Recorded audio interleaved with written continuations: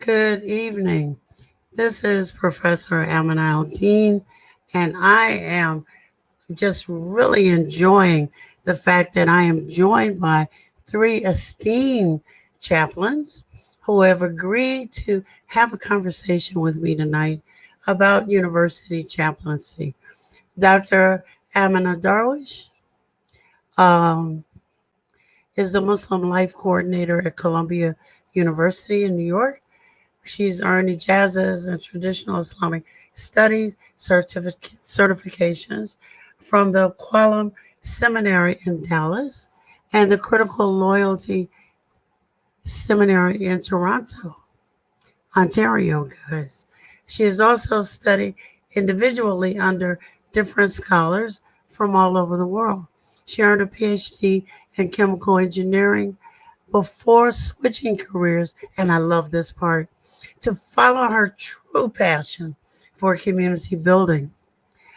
Omar Bajwa is the director of Muslim life in the chaplain's office at Yale University. He has engaged in religious service, social activism, interfaith engagement, and educational outreach since 2000. His interests include Islam in the United States, interreligious engagement, Islamic global media, and interactions between culture, politics, and spirituality. Hajra Sharif, like last only in this list, is an imam and chaplain. Hajra Sharif holds a bachelor's degree in philosophy and economics, and she has to tell me how those two go together, from Wesley College, and a master's in Islamic studies with both academic and traditional training. She also studied in and visited various Muslim cultures, including Jordan, Malaysia, Palestine, Turkey, and Indonesia. Oh my goodness, such an esteemed group. I should just go over to the side and let you all roll with it. But let me start out with, you know, that chaplaincy has a very deep rooted Christian heritage. And it has only been very recently that others were even considered, right? And Christians, of course, thought they could mentor to anybody, anytime, anywhere, any place. So, what I am going to ask you is, how do you understand that history? Have you taken up the ball of that history, ministering to anybody, anywhere? Or have you decided to minister to Muslim students? You can all answer at once. You can take times. Let's start with Amina. Bismillah. Assalamualaikum, everyone. It's such an honor to be here with Professor Amina. I think part of it is just going back to the history of our institutions themselves. Colombia is older than the country itself. There's a long history there with colonialism, with slavery, with just a lot of the dark parts of American history. So just even coming through all of that, we were originally a Christian institution that was graduating Episcopal priests, and now we are a secular university that is trying to figure itself out, and this is just another layer of us trying to figure ourselves out as a country, as an institution. We do a lot of interfaith work. I think it is really important to engage with people of other religions, partially for our own students to learn about other traditions, but also so that we are engaging with the religious tapestry of America. And I Yeah. just, sure, the Muslims are the focus for the most part, and all of our programs are, the majority of our programs are Muslim specific programs. But the interfaith space is so rich and so interesting, and I Yeah. just really, really love it. Oh, Hajra, Can you repeat the question, actually? you know that I'm a very young woman, and I'll forget a question in a minute. Okay, I do have a sense of what the question was, so I'll just answer that. So you talked about how, chaplaincy originated from the history of the Christian tradition, and While I understand that to be true, it has since evolved to include people of all religious and spiritual traditions. So, with respect to Islam, we see that Muslim chaplaincy in the United States began in the prisons as a form of dawah or outreach, and that was something that the Nation of Islam was very much into. But more recently, post 9/11, this work has evolved to focus on interfaith between Muslims and non-Muslims. And I actually like to take it a step further by not only engaging in interfaith, but also multicultural dialogue. Because the difference between the two, in my opinion, is, interfaith kind of focuses on understanding the differences and finding common ground, but multicultural dialogue also acknowledges power differences and centers historically marginalized voices. So, and that includes Muslim voices. So in some sense, there is this shift away from needing to prove our humanity, or that prove that Islam is a peaceful religion, which was kind of the approach taken in the early days of post 9/11. So in this new space, I found that, in particular in my work, I'm trying to center Muslims a little bit more. And I do that by focusing on three things: strengthening Muslim identity, engaging in multicultural dialogue, and contributing to anti-racist work by countering Islamophobia. So I hope to expand and continue this legacy of harnessing chaplaincy as a tool for both strengthening Muslim identity as well as engaging in social justice work. Omar, chime in, please. Sure. Bismillah. Assalamu alaikum, everyone. Thank you so much to my colleagues and friends. Just fantastic comments. So many threads to sort of tease out there. I'll jump in with sort of two quick points. The first is, I definitely appreciate the beginning of the question is that it's very imperative for us to know the history of the genealogy, rather, of how we got here. So, I've been at Yale for 12, going on 13 years now. My reading of this, Yale, also like Columbia, is an ancient institution, so to speak. And so the genealogy is very much out of the liberal Protestant framework, right? And so just to jump into it, where I see the intersection with our work is by a reading or a study of our tradition, of our own prophetic tradition from the Nabi Sallallahu Alaihi Wasallam, is that the work of pastoral care is like in the DNA of the ministry of the Prophet, so to speak, right? With sort of at his words, his deeds, literally just the way everything that he cared for and took care of in the community is that I think is work of chaplaincy. And so what we're bringing through it in all of our respective ministries is an inflection of that, right? And so, and the second point that I'll briefly make is that, we have incredible, there are fascinating threads, right, of prison chaplaincy, military, hospital, but we all we're privileged to work in the field of university chaplaincy. So we have incredibly talented, driven, ambitious young Muslims who are going through, as Chaplain Hajra said, issues of exploring their identity. And so we're there to sort of, in the chaplaincy language, walk with them along that journey, right? And be there as friends, as interlocutors, as empathetic listeners, as non-anxious presence, and then, as and when appropriate, really be in deep dialogue, right, with them. And then which was already said beautifully, is that at the same time, the flip side of our chaplaincy work is that we are in many ways the Muslim interlocutor to the broader university community, right? Whether it's about issues of Islam and environmentalism, Islam and human rights, Islam and anti-Black racism work, or anti-racist work. So these are privileged positions that we in fact have. So.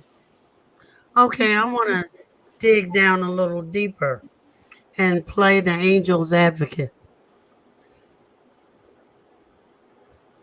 In this country, we're supposed to have a kind of wall of separation between church and state. Religious institutions, of course, promote religion. Secular institutions, however, are not supposed to support religion. So let me get a little deeper. I don't care if you're Muslim. If you went to a secular school, you're supposed to be there learning biochemical engineering, chasing fruit flies, learning something about history. You're feeding your soul it's supposed to happen in another space.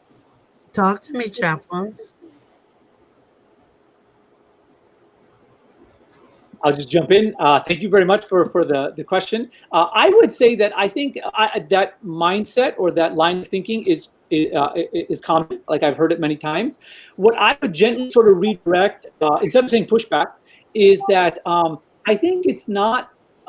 It's a little bit sort of short-sighted because we're all complex individuals, right? Race, gender, ethnicity, religious identity, spiritual identity, Right. linguistic identity. We're all made up of different parts. And to say that we're literally just brains on a stick, right, that walk into a university that are going to absorb this knowledge and walk out after 4 years with a BA or 6 years with a PhD, I think just isn't honest to the human experience. And so we have people that at this very formative intellectual, emotional growth period in their late teens, early 20s, they're going through a lot, right? They're processing, engaging with the world. And people's Right. spiritual identity is as important as their ethnic identity, their racial identity. And I think that part, and I will leave it with this, is that I think the part of the beauty of a liberal arts education is actually engaging with that seriously with those ideas, right? Is that people are complex, and liberal arts talk about the human condition, and this is the aspect of the human condition. Right. And so That's great. Hajra, chime in. Sure. I think that what you were getting at, the separation of church and state, is actually only relevant to public universities. Private colleges, What? public universities, Yes. Yes. colleges do hire chaplains, and there actually is a way for public, for people, for religious communities to fund their own chaplains at public colleges and universities. And I actually encourage Muslim community to organize and start funding, because, you know, in this space, Muslim students, you know, they don't have a lot of administrative support, people who understand the needs of Muslims, especially in this climate of Islamophobia. And just having an authoritative figure on campus who understands and can advocate for the needs of Muslims is critical for their long-term growth. College years are the formative years of identity, and so not having that support system in place early on can be damaging in the long run for the Muslim community. So I just hope that, you know, we can organize ourselves and start understanding the importance of having a presence on college campuses. But Aminah, Yes. my God, there are over 1,000 faith traditions. Are we going to have a chaplain for each one? Are we going to have authority figures advocating for each one? When is the time for academic learning? I think for the students to be able to bring their whole selves to campus in the spirit of inclusion, if there's a large enough group of students, they have to be able to have their religious identities just acknowledged. If there's a student that is only eating halal or eating vegetarian food or eating kosher food, if you don't serve it to them and it's not an option at the dining hall, then you're saying you don't get to eat in the dining hall. But how can we do that for tens of thousands of students? Can universities afford to do that for every dietary wish, every prayer wish, everything? Do they then get out of the business of teaching subjects for careers and professions and cross that line and get into the business of parsing religions? But this is part of the student's education. A student that graduates from Columbia University who has never in their life engaged with someone that has a different dietary need has missed part of the learning that they should have gotten at a university global campus, has missed part of what they even just understanding. And this is even with our interfaith dialogue, this isn't about, hey, I'm going to bring a sanitized version of me. No, I'm going to bring my whole self, tell you exactly how I feel. And if I can't do that, then the university is actually not allowing the students to bring their whole selves. The idea of secularism is based on we're not the default religion that was there. And the default religion that was there was, again, these white male Episcopal priests. Yeah. And we need to create the space for everyone else to say, okay, even if we're not choosing one religion, we're still going to acknowledge the existence of the different religions. I think universities that are as big as Columbia we have at least 15 religious life advisors on campus, and I think it's so fascinating. Half of them are different Christian sects, They which are. is also interesting, because when we say we're going to do interfaith work with the Christians, they're like, well, which ones? How do we talk about orthodoxy within even the Christian traditions, and how do we engage? And it just creates for a richer educational experience, I think. Mm-hmm. I think that Just on that note, I want to jump in with a quick thought. Thank you so much. Is that sort of the way I hear Chaplain Aminah's words are really when we talk about the project of education, is that we want to include in that conversation the idea of religious literacy. So she said it so beautifully, is that if you go through 4 years at a selective institution and you've never had exposure to difference, I mean, that I think it leaves a lot to be desired in what the faculty and the people who design curriculums are doing in those institutions. Because the flip side is that then we just have professional schools, right? You just have vocational schools. I don't mean to knock that. I think there's definitely a very important place for that. But then we're not calling it university education, right? That's a very singular track of education where you go and you get sort of a product at the end of it. And I think university education is much exposure, engagement. It's about diversity and inclusion. And then the other thing I just want to add in there to Aminah's point is that in our respective institutions, like we're part of the colonial projects in some way, right? Is that Yale is modeled off of Oxford and Cambridge, which were part of the British colonial empire, right? In what they were what they were doing out in the world. And so in many ways, and this is not my expertise, but I put it out there, this is decolonial work, right? Is that we're actually in many ways dismantling these systems of power and oppression where, like she said, there was once upon a time, not too long ago, I mean, Yale went co-ed 50 years ago. So in 250 years of its history, it was a white male institution, right? So this is imperative now in the moment that we live in, that we reorganize, dismantle, and redistribute power in these institutions. Okay, we're going to take a few second break here and come back with Hajra to jump in this conversation.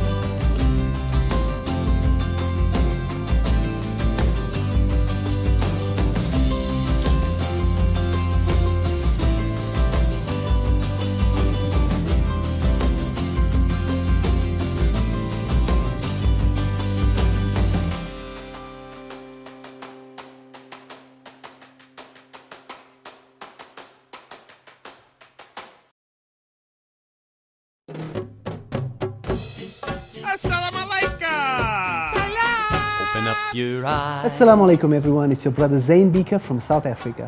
One of the first educational programs ever produced for Muslim children was the ever popular Adam's World series. The colorful and comical Muslim puppets stole the heart of a generation. Sound Vision will be releasing brand new episodes of Adam's World with the launch of a Adam's World app. Subscribers will enjoy new Adam's World episodes as they are released, as well as all the classic episodes of Adam's World. So visit adamsworldapp.com now to learn more, subscribe and enjoy new adventures of Adam and his friends. And let's keep helping tomorrow's Muslims today. Assalamu alaikum. Adam's World. Believe me, there's a lot to see. Bismillah. Let's explore.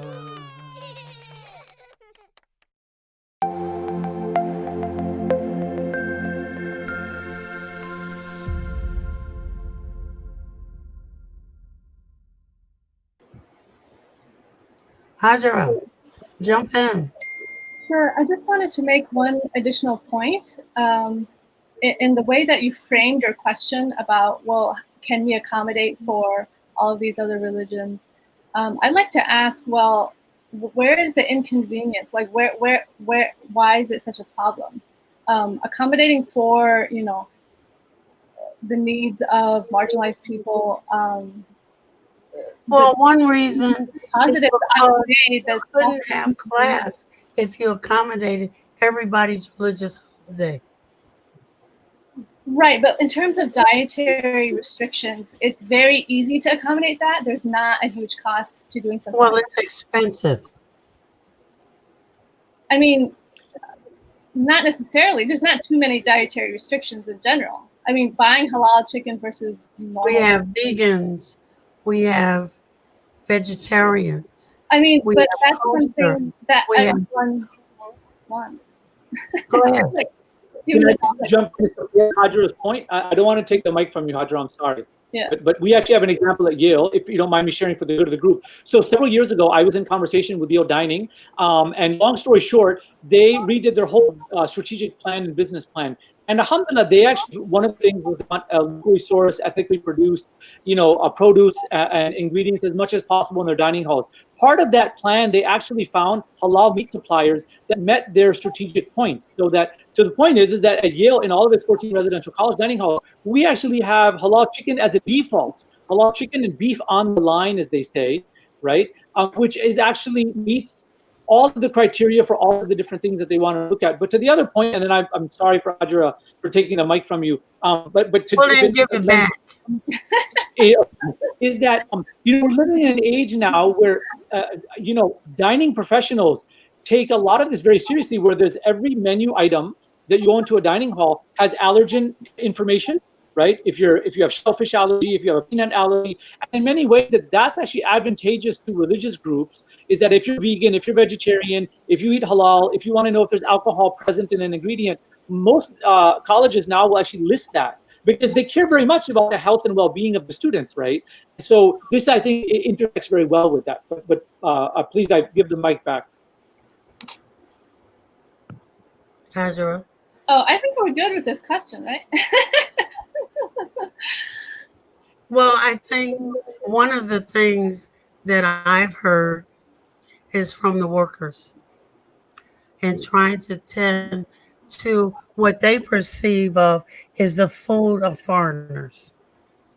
And having the cost from students, the cost of meal cards and stuff going up, because then you have many more vendors than you had originally. And for the poor, that's exorbitant. And while it might be nice for those who can afford it, it is not so nice for many minority students who have to pay higher costs as they serve the desires of others. That's true, but having said that, part of the struggle is at Columbia, a lot of the first gen low income students, a lot of them are Muslims that live in the surrounding areas of the surrounding boroughs in New York. Every incoming freshman is required to be on the dining plan. Yep. And if they are on the dining plan, especially during Ramadan, if they don't get halal food, they're essentially paying for food that they cannot eat. And this is true of a lot of other students. And I'm really, really grateful for the dining staff at Columbia that I think we have 4 Jain students that are on a strict vegan diet, and they get accommodated. Those 4 students, because again, it would have been insane to try to make all of it vegan. So instead, what they did is these specific students have a relationship with the staff, and they essentially give them a heads up before they come into the dining hall. No, I think those things are always accommodated, but I'm just thinking about the numbers of students whose meal plans I've paid for, because as the meal plans went up to accommodate students from other places, they used their meal cards up very quickly and then were hungry. And I think that smacks a little bit of an elitism, that smacks of a little bit of ethnocentrism, that smacks of a little bit of racism that's not being dealt with here. I think it's nice but for some, it's not so nice. I apologize. I didn't mean to cut you off. I think it's a fascinating conversation and dimension to all of this, right? Is the economics of higher education, which in some ways totally needs to be, we need to have a hard conversation about why are the costs going up across the board, right? In higher education, where it's actually becoming unaffordable for the majority of people in this country, right? Where, and I'm not an economist, but I read in the Chronicle of Higher Ed and whatnot that, there's, But and this isn't a Hajra is an economist. is that Asked her. okay.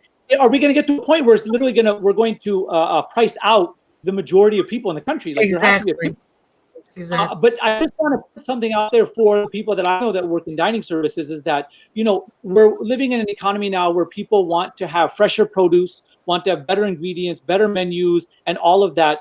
And that coupled with the fact, so costs go up, right? And that they are trying, from the conversations I'm privy to, and I'm very mindful of the fact that I am at a ridiculously privileged and elite institution. Like I put that up front, right? Yale is not, it's the 1%, right? It's not most colleges in the country.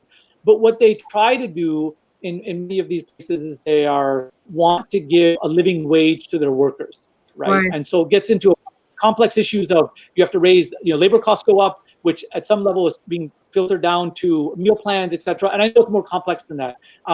Because but it's also, in addition to the economics, it's back to what all of you have talked about liberal education. You're forcing me, an evangelical Christian, to be mindful of what I serve a Muslim or a Jew or a vegan or whatever else it is running around out there. You see what I'm saying? Because I'm not an automaton serving food. I'm a human being with my own religious proclivities. Hydra, jump in. Well, I mean, when you mentioned, Christian, these public institutions, they're not funded by Christians. These are public institutions. Therefore, they need to accommodate for the public. It's not about Christians needing to accommodate for non-Christians. But public institutions are funded by many Christian groups. Right, but when you fund a public institution, your self-interests don't matter at that point. There's never a time when an American's self-interest don't matter. Never. I mean, it's not supposed to. A little bit different. It is a public institution and a public good. It has to be serving the public interest, not the specific. But Muslims are teeny, tiny part. But it is in the public interest to be accommodating to everyone and creating an open society, because in the long term, this just creates better society. We have to look at the long term, education, etc. They gain in other ways. If you're just fixated on this tiny thing about giving, the small accommodation, we will miss out on like so many other intangible benefits of creating a cosmopolitan culture, etc. And this is the same line of reasoning that people use for whether we should support welfare programs or not. Again, it's about the public good, and then the societal benefits, the intangible societal benefits that. Exactly. Aminah? I think because Colombia can actually buy food at bulk, it actually becomes cheaper than some of the food in the surrounding area, except for, of course, the halal cart. The halal cart is always standard the cheapest food that you can get. But apart from that, if you want quality food, the assumption is the Muslim students wouldn't be paying for food anyway. In fact, the university is just taking in those dollars. Their students, apart from the freshmen, because they expect you to buy a ton of meal plans.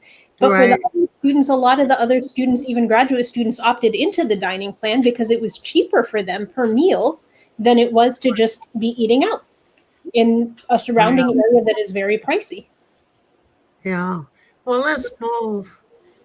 What other religious traditions have each of you studied in your role as a chaplain? Could you repeat the question, please? What other religious traditions have you studied in depth in your role as a chaplain? I mean, I'll just jump in real quick and then I defer to my friends and colleagues here. In my training, I went to Hartford Seminary. I'm a graduate of Hartford Seminary. And so it's originally a Christian institution that has a much more of an ecumenical approach now. And so through my graduate work at Cornell, when I was doing a master's in Islamic studies, I took Hebrew Bible, New Testament, and then I went to seminary. So clearly in sort of the Abrahamic family, or traditions, I've had exposure. And then in work at Yale, we have on staff, again, because of the nature of how we're very fortunate, is I have a colleague that's a Hindu director of Hindu life and a director of a Buddhist life. And so I have close working relationships with the Buddhist chaplain and the Hindu chaplain. And so in my dozen plus years on the job, I've gotten, I've learned a lot and continue to learn in my work with the Hindu and Buddhist communities on campus. I agree. I think there's a certain level of privilege that we have that most other people don't, that we can, I have a friend that is a Hindu chaplain that I can call up at any point and ask about any specific thing. I have the same working relationship with Christian, Jewish, and Buddhist ministers that you could call them and just say, hey, this is what's happening. Before we had a Hindu chaplain on campus, I had an Indian student come to my office and he's Hindu and he's like, my brown parents are really disappointed in me. I'm like, so are mine. He's like, and he came in and we had this conversation because for a lot of our conversations with students, yes, it's somewhat within a religious framework, but just as human beings, there's certain struggles that are very similar.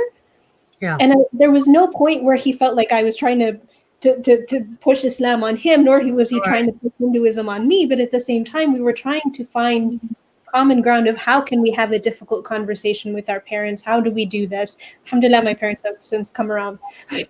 And it was a fascinating conversation to have with the student. Alhamdulillah, now we do have a Hindu chaplain that he can go to, but I still have a relationship with the student that I don't think I would have otherwise. Otherwise. That's right. Yeah, so I actually have a background in Islamic studies. I've studied Islam for 5+ years. So my concentration obviously is Islam. In terms of studying other religions, I have dabbled, in some readings. I would not claim myself to be an expert, but I've also read in depth the works of Nasser and other perennialist writers. And I think that sort of perspective is beneficial as a chaplain because we're supposed to be speaking widely to people and from a perspective of shared shared values, shared spiritual wisdom, etc. And it's not so important to be speaking about the particulars of religion when it comes to different religions, but more of how we can unite under these common values. And so my background in these perennialist readings was very helpful in my chaplaincy job. Also, just like others have mentioned, learning on the job, interacting with the other chaplains in an everyday sense, not necessarily in formal interfaith events, but those everyday conversations that you have with people, they really open up windows because you're not going to forget that stuff because it's rooted in experience. Whereas if you read something in a book and you don't have anything to root it in, you could easily forget it. So just having that human connection has been instrumental in me gaining a wider perspective and understanding the other religious traditions. I think that's great because a lot of people think that the only thing Muslim chaplains do is Muslim stuff, and it's important for them to hear that you guys are not toads on the walkway. You're in everything and conferring with your colleagues. Now, Omar, I'm going to take you out of this conversation for a minute, and I'm going to ask the women chaplains. I mean, we have serious issues with women because, Omar, of men all over the Muslim world. Now you show up as chaplains with jobs, draw salary, with authority, with responsibility. Talk to me, ladies. I think my first week on campus, I had four of the male students ask me when we were going to hire a khatib.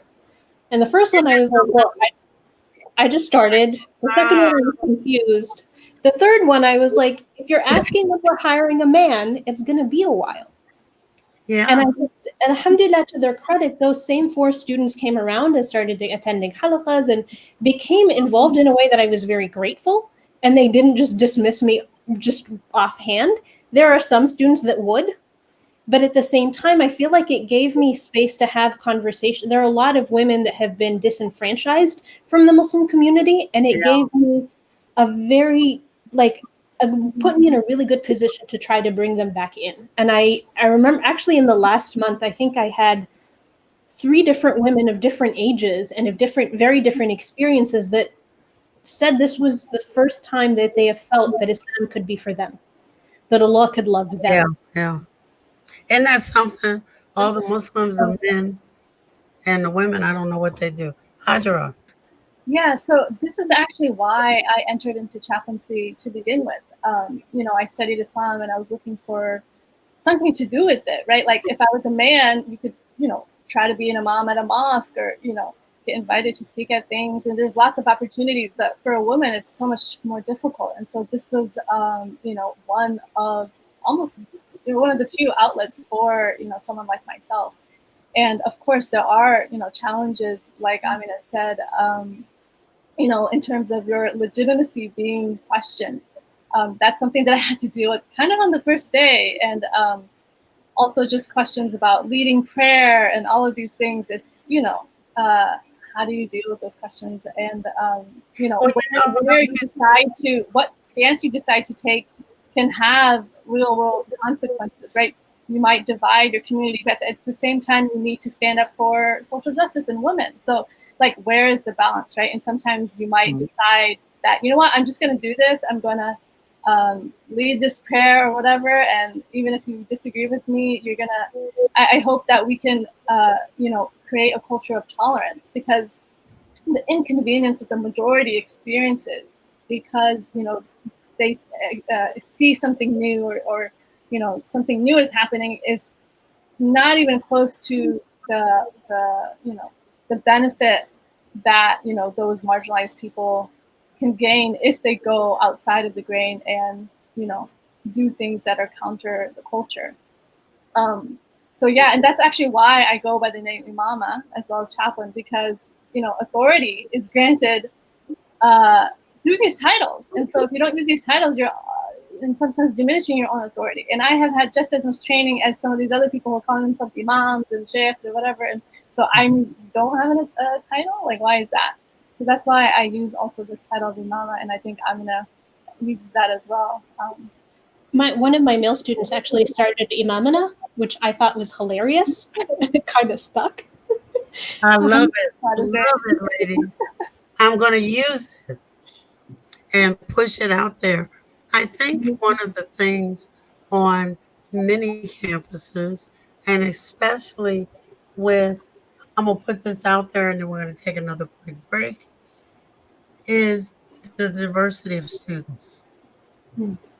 African American Muslim students have often felt left out, as have Chinese Muslim students, as have, not so much white Muslim students, but Latino Muslim students. So I'm going to give you a few seconds to think about that, and we're going to go to break.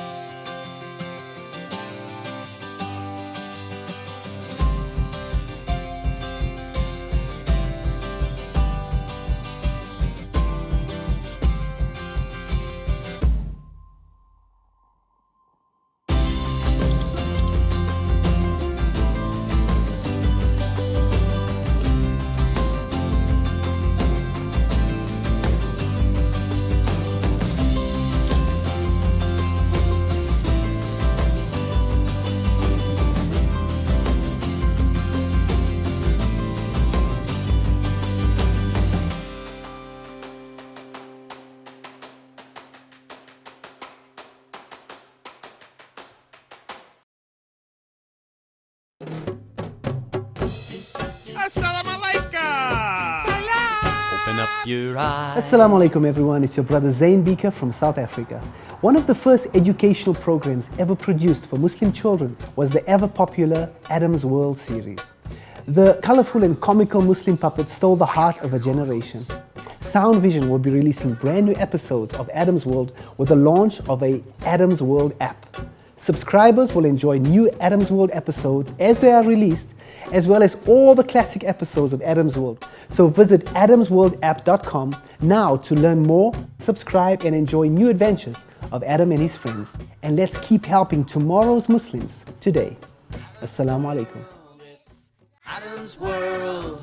Believe me, there's a lot to see. Bismillah, let's explore.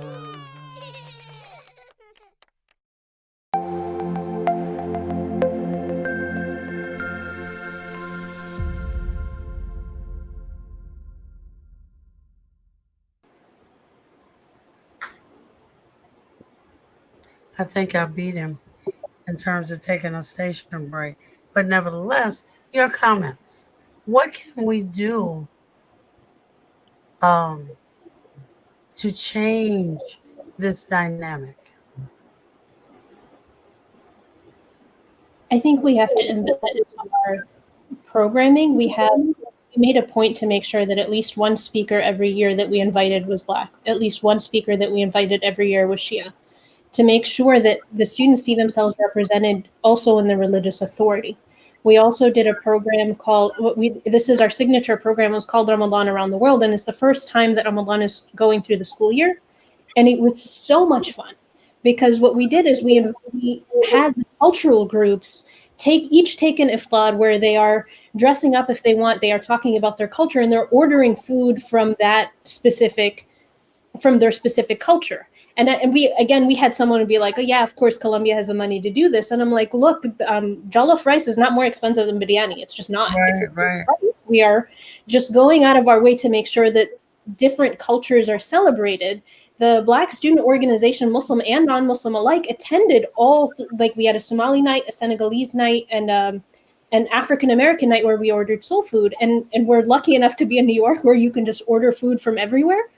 Yeah. But the students were coming because this was a space where their culture was celebrated in a positive and affirming way. And it was part and parcel of an iftar where the Somali students are talking about their historical traditions regarding Ramadan. The Shia students did the same thing where we had the Irani night and they were eating kubida and we're drinking like saffron tea. Like everybody is really enjoying the iftar. Right. But we heard the Shia Adhan for the first time for a lot of the students. We broke fast a little later. If you are unfamiliar with these traditions, maybe college should be the time that you experience it at least once in your life, at least once a year, that you see the beautiful tapestry of the American Muslim community in a way that is fun, that is engaging, that just results in really good food. Alhamdulillah. Jump in. Muslims are foodies, right? So, I mean, I just want to jump in with what Chaplain Aminah was saying, is that, she articulated so beautifully with actually concrete examples. What came to my mind to your question is really, this is the work of DEI, right? Diversity, equity, and inclusion. And so we need to be deeply engaged and on the ground in that kind of work with our partners on campuses, people that work in cultural centers, people that work in student affairs, people that work in religious affairs, as equal contribution partners and interlocutors, right? Saying that we absolutely need to create the space for the Latinx community on campus, for the Native Indigenous community on campus, for the Black community on campus, just like we need to have centers for Muslim life, spaces of Muslim life. And in that way, we're blessed, if we take our work seriously, to have such an incredible, and that word is so beautiful, the tapestry of the beauty of the Muslim world, is that we represent the most multicultural, right, and most multi-ethnic religious community, arguably, on a college campus in 2020, right, in terms of just the kind of engagement we have, the levels of engagement, the diversity within our communities that come, and this has been mentioned before, but that's what I think is that we have, if we rise to the occasion and take our work seriously, and I'll be the first one to point at myself as needing to do better, is that it can be transformative work. So that's what I would kind of thoughts that come to mind to your question. And on the previous question, I very much appreciate how we need to grapple with the gender issues head on, and so I'm want to listen more than speak on that. Hajra. Yeah, so I agree, with everything that was said, and Aminah, what you said about representing different ethnicities and different genders in the speakers that are invited, and I think the MSA has done a great job with that. But what I do specifically as a chaplain, because what the MSA does is not what I do necessarily, is that I make it a point to reach out to Shia, Black Muslims, or anyone else who may be marginalized in the community. And I spend time talking to them in office hours and building a relationship with them, because I want to make sure that they have a support system, when they need it. And so, and that just helps make them feel a little bit more, welcome and accepted in the Muslim community. I just make it a point to go out of my way and make sure that they have that personal relationship with me, so that if something happens in the MSA or in the greater Muslim body, to have someone to turn to and they're not alone. So that's specifically what I do. Okay, I want to turn to the more sensitive side. Still, Aminah gave me that look. Okay, so sex before marriage, pornography, the alphabet crowd. My parents have driven me to my wits' end. I've been bullied and I might commit suicide. How are we to deal with these things, which are also a part of that maturation process?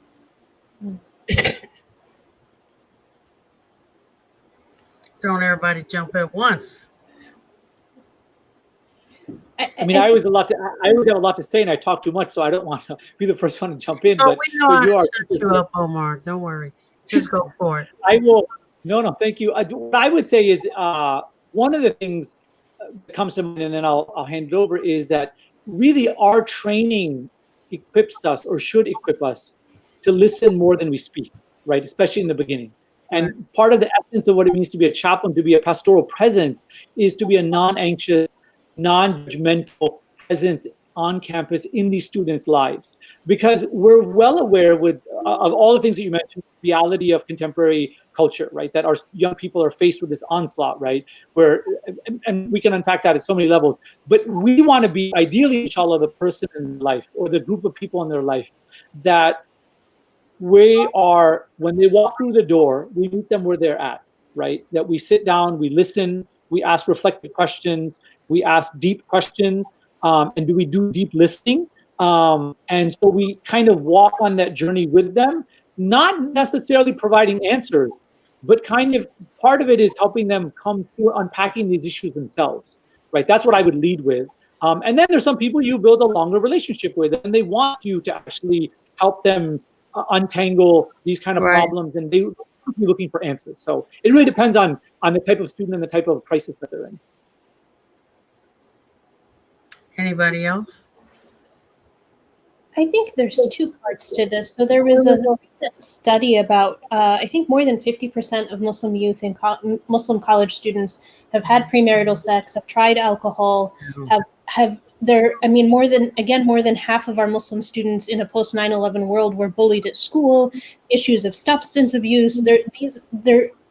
These things exist in the larger Muslim community at very high rates, and we have to acknowledge that they are part of our communities as well. There was a beautiful story of a companion at the time of the Prophet ﷺ that kept showing up to the masjid of the Prophet ﷺ drunk. And I can't picture someone showing up to our masjid looking like that, because the rest of the Muslim community would just attack them.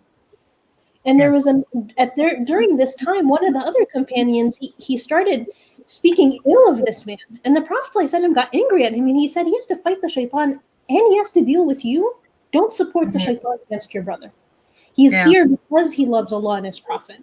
So the notion that there's wal-iyadu billah, may Allah protect us from this idea that there's ever going to be a sin that is beyond the mercy of Allah is just ridiculous. It's a very, but it's there.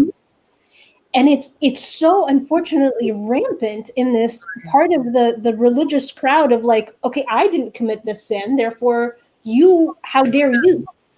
Yeah. And it comes from a space, unfortunately, of spiritual malice, of being more obsessed with someone else's sin over my own. Just because Allah hid my sin doesn't mean that I have a right to attack someone else, and to not try to understand how and why they ended up, what led them to this, and how we can help people heal. A lot of the times these are based in maybe unresolved trauma, or based in an experience that they still need to understand and process. Right. And it's part of our job, to Chaplain Amar's point, to just be that pastoral presence to help them through. Actually, there was a point where I had to put up, like, almost try to communicate to my students. I'm like, you don't confess your sins to me. That's not the point. The point is where have you been, so that we can walk along this journey together. Hajra? Yeah, so I would actually echo some of the sentiments that Umair mentioned already in terms of, centering listening, right? And making sure to build a relationship with students. Sometimes if you try to give advice prematurely, it can backfire. You don't know where that student is. You don't know what their orientation is. There's so much diversity in Islam. There are Muslims who, take the position that having a boyfriend or girlfriend before marriage is halal. And so you do need to respect, other people's perspectives. And as a chaplain, we're sort of, supposed to be more in this neutral space. But at the same time, we are counselors, we give counsel. And so being able to strike that balance is hard, and you just need to have like a really great relationship with that person to know where that balance is. Sometimes you might feel that, okay, you can tell this person, your opinion of what you think Islam would say, because you think they will accept that in the nasiha. For others, you might not be able to, and you just have to, be more respectful and tolerant of where they're coming from. And if they're, not interested in your perspective, maybe, give them resources on, other perspectives that might be in line with where they're at. So, well, you all are so mature in your professions that I would be remiss if I didn't call you back again, because some of the things you're talking about, parents need to know also. Because they're riding these kids like, what's that dude's name on the horse in the Wild Wild West, trying to protect them from everything, but riding them so hard, they're driving them to stuff. I'm going to give you all the last say, because my merciless producers are telling me that I have to go away. So I'm going to give you all the last say, and we'll start with Hajra. So just last comments. Yeah. Okay. So just, the points that I want to reiterate is just, I hope that Muslim community understands the importance of chaplaincy to begin with, especially on educational spaces. There's just so much Islamophobia right now. So many, we are a marginalized community. Our Islam is, at odds. Sometimes some aspects are at odds with, greater cultural norms, and just having that a mentor in an authoritative space on campus just would make, the biggest difference in students' lives. So that's number one. Number two, I think the Muslim community needs to be open to listening to the perspectives of women and, the challenges they face in religious leadership positions. Sometimes, there is this fear of like westernization or, imperialism, whatever. So feminism or women's rights sometimes are rejected on those grounds.